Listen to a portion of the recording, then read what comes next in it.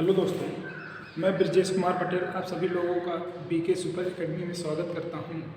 जैसा कि जान रहे हैं कि वनडे एग्ज़ाम के लिए संविधान अर्थात पॉलिटी हम लोगों के लिए बहुत ही इम्पॉर्टेंट टॉपिक होता है, तो इससे बहुत ही क्वेश्चन एग्जाम में पुटअप होते हैं। तो हम आप लोगों को संविधान के निर्माण, संविधान के विकास, प्रेम्बल और अनुसूची, अनुच्छेद और भाग वगैरह के बारे में पढ़ा दिया है, पहले ही बता दिए हैं। तो उसी का अगला टॉपिक है, हम जो भाग 1 के बारे में पढ़ेंगे। आप धीरे धीरे करके हर एक भाग के हर एक अनुच्छेद को पढ़ेंगे, क्योंकि अनुच्छेद और भाग से ही क्वेश्चन ज़्यादा पूछे जाते हैं। तो उसी के अगले टॉपिक पे हम चलते हैं, जो कि भाग 1 है, और इसमें अनुच्छेद 1 से 4 दिया गया है।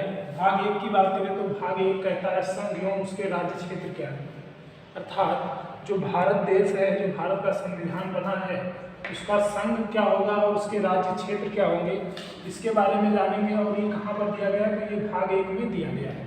आइए देखते हैं अनुच्छेद 1 की बात करते हैं। तो इसमें देखिए भाग 1 में 1 से लेकर 4 अनुच्छेद कितने हैं, 1 से लेकर 4 अनुच्छेद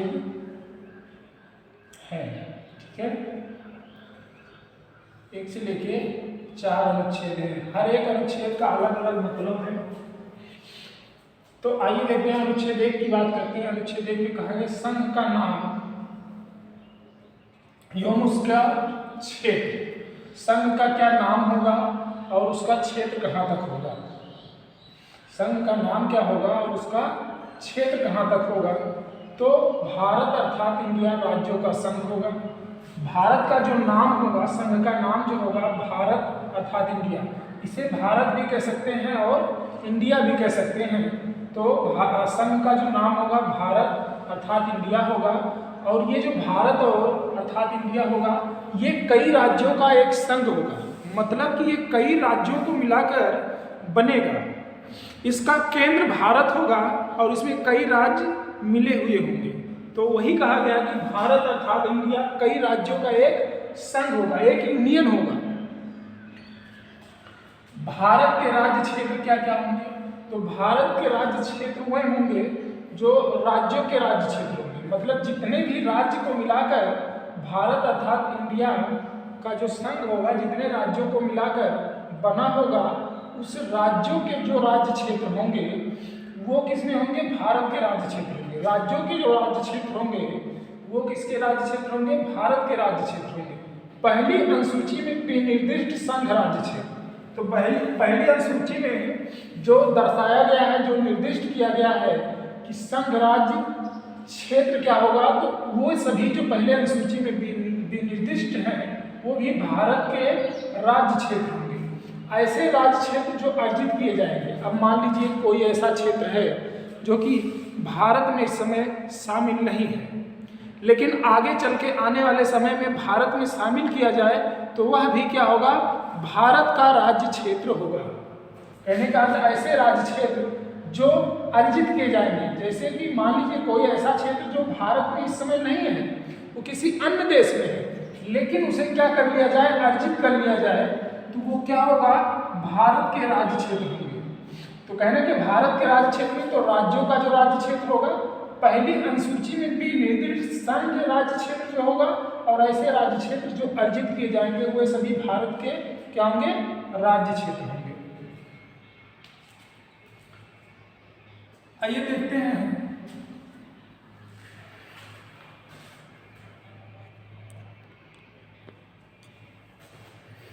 अनुच्छेद 2 की बात करते हैं। इसकी अनुच्छेद 2, अनुच्छेद 2 में कहा गया है कि नए राज्यों का प्रवेश या स्थापना। तो नए राज्य क्या होंगे और नए राज्यों का प्रवेश और स्थापना कैसे होगा। तो अगर कोई भी ऐसा राज्य जो भारत में शामिल नहीं है, उसे भारत में शामिल किया जाएगा तो वो कहे जाएंगे कि राज्यों का प्रवेश होगा। अगर कोई भी ऐसा राज्य जिसकी स्थापना नहीं हुई है, अगर उसे स्थापित किया जाएगा तो वो भी क्या, अनुच्छेद 2 के अंतर्गत किया जाएगा। तो आइए देखते हैं, नए राज्यों का प्रवेश अगर करना हो, नए राज्यों को अगर स्थापना करना हो, तो वो अनुच्छेद 2 के अंतर्गत किया जाएगा। अब संसद को दो प्रकार की शक्ति प्राप्त है, दो प्रकार से राज्यों का, एक तो प्रवेश कर सकता है और एक तो स्थापना कर सकता है। संसद दो प्रकार की संसद को शक्ति प्राप्त है, एक तो राज्यों के प्रवेश कर सकता है, दूसरा राज्यों की स्थापना कर सकता है। अब राज्यों का प्रवेश और स्थापना क्या है, तो आइए समझते हैं। पहले से निर्मित नए राज्यों को संघ में शामिल कर सकते हैं।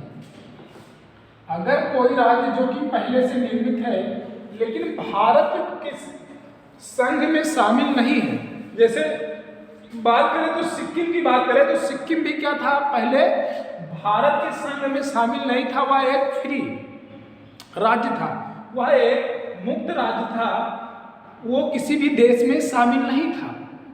लेकिन उसे क्या किया गया कि इस संविधान इस अनुच्छेद 2 का ए कहा जाता है इसे, अनुच्छेद 2 का ए और 2 का बी। अनुच्छेद 2 के ए के अंतर्गत इसे क्या किया गया, सिक्किम को भारत के संघ में शामिल किया गया, अर्थात भारत में इसे प्रवेश दिया गया। पहले से निर्मित नए राज्यों को संघ में शामिल कर सकते हैं, अर्थात सिक्किम जो था ये एक फ्री राज्य था, ये किसी भी देश में शामिल नहीं था, किसी भी यूनियन में शामिल नहीं था। इसे अनुच्छेद 2 के अंतर्गत पहले से निर्मित नए राज्यों के संघ में शामिल किया गया। तो ये पहले से निर्मित नए राज्यों को संघ में शामिल कर सकते हैं। तो अर्थात सिक्किम को क्या किया गया, अनुच्छेद 2 के ए के अंतर्गत इसे क्या किया गया, नए राज्यों में प्रवेश या शामिल किया गया। स्थापना की बात करें तो यह स्थापना क्या होता भैया, दूसरा नए राज्यों को स्थापित कर सकता है जो संघ में शामिल नहीं है। मतलब कोई भी ऐसा देश का भाग, किसी अन्य देश का भाग जो कि ना तो भारत में हो और ना ही दूसरे देश में हो, लेकिन अगर किसी दूसरे देश से वो अलग होना चाहता है और वो भारत में आना चाहता है, तो इसे भारत क्या कर सकता है, नए राज्य के रूप में स्थापित कर सकता है, उसकी स्थापना कर सकता है। वो भारत में शामिल होना चाहे या ना होना चाहे, वो तो बाद की बात है कि बाद में आगे चलकर शामिल कर लिया जाएगा।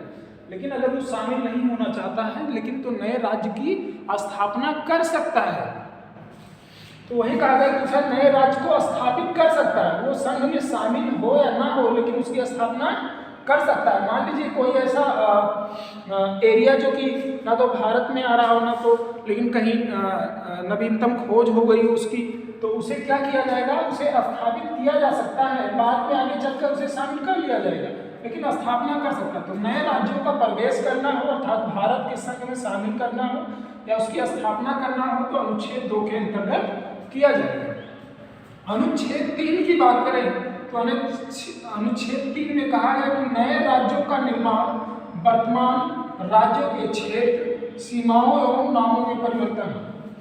ये तो बहुत ही सरल चीज है, इस भाषा को समझना। नए राज्यों का निर्माण कर सकती है, वर्तमान राज्य के क्षेत्रों में परिवर्तन कर सकती है, सीमाओं नामों में परिवर्तन कर सकती है। कहा जा रहा है इसमें नए राज्यों का निर्माण। जैसे मान लीजिए कि उत्तर प्रदेश एक राज्य है, सन 2000 में क्या किया गया कि उत्तराखंड को एक नया राज्य बनाया गया। तो नए राज्य का अगर निर्माण करना हो तो किसी एक राज्य के क्षेत्र से निकालकर नए राज्य को बना सकता है।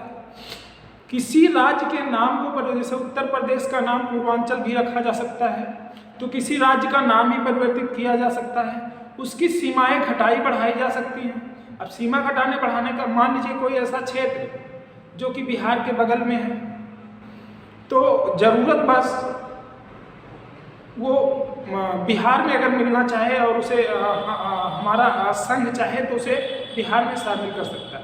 कहने का मतलब कि एक राज्य का कुछ भाग दूसरे राज्य को दिया जा सकता है, दूसरे राज्य का कुछ भाग को लिया जा सकता है। मतलब कि किसी भी राज्य के सीमा को घटाया बढ़ाया जा सकता है, उसके नाम को परिवर्तित किया जा सकता है। नए राज्य का निर्माण दो राज्यों को मान लीजिए एक राज्य को तोड़कर दो राज्य बनाए जा सकते हैं। मान लीजिए 3 राज्य हैं तो 2 राज्य तो पहले से उनका नाम है, मान लीजिए 2 राज्य हैं, 2 राज्य तो पहले से, उसके कुछ भाग एक राज्य से और कुछ भाग दूसरे राज्य, जैसे मान लीजिए उत्तर प्रदेश और मध्य प्रदेश 2 राज्य हैं। उत्तर प्रदेश से कुछ भाग निकाला गया और मध्य प्रदेश से कुछ भाग निकाला गया और उसका अलग नाम दे दिया गया, उसे अलग राज्य बना दिया गया। तो कहा यही गया है इसमें कि नए राज्य का अगर निर्माण करना है वर्तमान राज्य के क्षेत्र में, जैसे कि किसी राज्य के क्षेत्र का कुछ इधर उधर भाग छोटा या बड़ा करना है, किसी दूसरे राज्य को देना है, तो वो किया जा सकता है। नाम में परिवर्तन किया जा सकता है, सीमाएं घटाई बढ़ाई जा सकती हैं। तो कहने का अर्थ है कि नए राज्य का निर्माण किया जा सकता है, नए राज्य का निर्माण, सीमाएं घटाई बढ़ाई जा सकती हैं, सीमाएं घटाई बढ़ाई जा सकती हैं, बढ़ाई जा सकती हैं, ये चीजें हैं। ठीक है, नाम परिवर्तन किया जा सकता है, नाम परिवर्तन किया जा सकता है, नाम परिवर्तन किया जा सकता है। ठीक है, नए राज्य का निर्माण किया जा सकता है, सीमाएं घटाई बढ़ाई जा सकती हैं, नाम परिवर्तन किया जा सकता है। तो ये अनुच्छेद 3 के अंतर्गत किया जाएगा। नए राज्यों का प्रवेश करना, स्थापना करना है तो अनुच्छेद 2 के अंतर्गत, और नए राज्य का निर्माण करना और वर्तमान राज्य के क्षेत्र और सीमाओं नामों में परिवर्तन करना है तो अनुच्छेद 3 के अंतर्गत। अनुच्छेद 4 ही अनुच्छेद 2 और 3 की पूर्ति करता है। कहा गया अनुच्छेद 4 में कि अनुच्छेद 2 और 3 के अंतर्गत जो विधि बनाई जा रही है, जो कानून बनाया जा रहा है, जिनके द्वारा पहली अनुसूची, चौथी अनुसूची यौन पूरक अनुसांगिक एवं अनुवर्ती मामले में संशोधन किया जा सके। कहा गया कि ये जो अनुच्छेद 4 है, ये अनुच्छेद 2 और 3 के अंतर्गत जो कानून और विधि बनाए जा रहे हैं उनसे अनुसूची 1 और अनुसूची 4 के में परिवर्तन किया जा सकता है पूरक, अनुवांशिक और अनुवर्ती मामलों में। मतलब कि एक क्रम से इनमें क्या किया जा सकता है, परिवर्तन। मतलब कि वो देश के लिए अच्छा हो, देश के हित में हो, तो अनुच्छेद 4 के अंतर्गत अनुच्छेद 2 और 3 का परिवर्तन माना जाएगा। कहने का अर्थ ये कि अर्थात अनुच्छेद 2 और 3 के अनुसार जो किया गया परिवर्तन है, चाहे नाम में परिवर्तन हो, चाहे नए राज्य का प्रवेश हो, चाहे स्थापना हो, चाहे सीमाओं में परिवर्तन हो, चाहे नामों में परिवर्तन हो, जो अनुच्छेद 2 और 3 के अंतर्गत किया जा रहा है वह अनुच्छेद 368 के अंतर्गत संविधान संशोधन नहीं माना जाएगा। अर्थात हम ये नहीं कहेंगे कि अगर एक नए राज्य का प्रवेश हो रहा, स्थापना हो रहा, नए राज्य का निर्माण हो रहा, वर्तमान राज्य के क्षेत्र, सीमाओं, नामों में परिवर्तन हो रहा है, तो ये अनुच्छेद 368 के अंतर्गत नहीं हो रहा है, ये अनुच्छेद 4 के अंतर्गत हो रहा है। इनके नामों, सीमाओं और प्रवेश और स्थापना की जो बात हम कर रहे हैं, ये अनुच्छेद 4 के अंतर्गत हो रहा है, ना कि संविधान संशोधन की बात करें 368 के अंतर्गत हो रहा है। यही चीज इसमें बताई गई है। मतलब उसे संविधान संशोधन नहीं माना जाएगा, उसे अनुच्छेद 4 के अंतर्गत माना जाएगा। तो कहने का अर्थ है कि ये जो संघ एवं उसके राज्य क्षेत्र हैं, अनुच्छेद 1 से लेकर 4 तक की बातें इसमें कही गई हैं। फिर से इसको हम रिकॉल करवा देते हैं आप लोगों को। संघ का नाम और उसके राज्य क्षेत्र क्या होंगे? तो संघ का जो नाम होगा भारत अर्थात इंडिया होगा, जो कि एक राज्यों का संघ होगा, एक यूनियन होगा। भारत के राज्य क्षेत्र क्या है? तो नए राज्य के राज्य क्षेत्र, राज्यों के राज्य क्षेत्र पहली अनुसूची में विनिर्दिष्ट संघ राज्य क्षेत्र, ऐसे राज्य क्षेत्र जो अर्जित किए जाएंगे। बात करें अनुच्छेद 2 की, तो अनुच्छेद 2 में नए राज्यों का प्रवेश तथा स्थापना है। संसद 2 प्रकार की शक्ति प्राप्त है, संसद को की स्थापना और प्रवेश कर सकता है। पहले से निर्मित नए राज्यों को संघ में शामिल कर सकता है और दूसरा नए राज्य स्थापित कर सकता है। अनुच्छेद 3 की बात करें तो नए राज्यों के निर्माण, वर्तमान राज्य के क्षेत्र, सीमाओं, नामों में परिवर्तन। अनुच्छेद 4 की बात करें, अनुच्छेद 4 में 2 और 3 के अंतर्गत बनाई गई विधि, जिसके द्वारा पहली अनुसूची और चौथी अनुसूची में जो भी परिवर्तन किए जाएंगे वो अनुच्छेद 4 के अंतर्गत माने जाएंगे, ना कि अनुच्छेद 368 के अंतर्गत। तो हमको लगता है ये टॉपिक आप लोगों को दोस्तों अच्छे से समझ में आ गया होगा। इसी के आगे हम नागरिकता की भाग को पढ़ेंगे, भाग 2 को, और कंटिन्यू करते रहेंगे जब तक आप लोगों का एग्जाम नहीं हो जाता। धन्यवाद दोस्तों।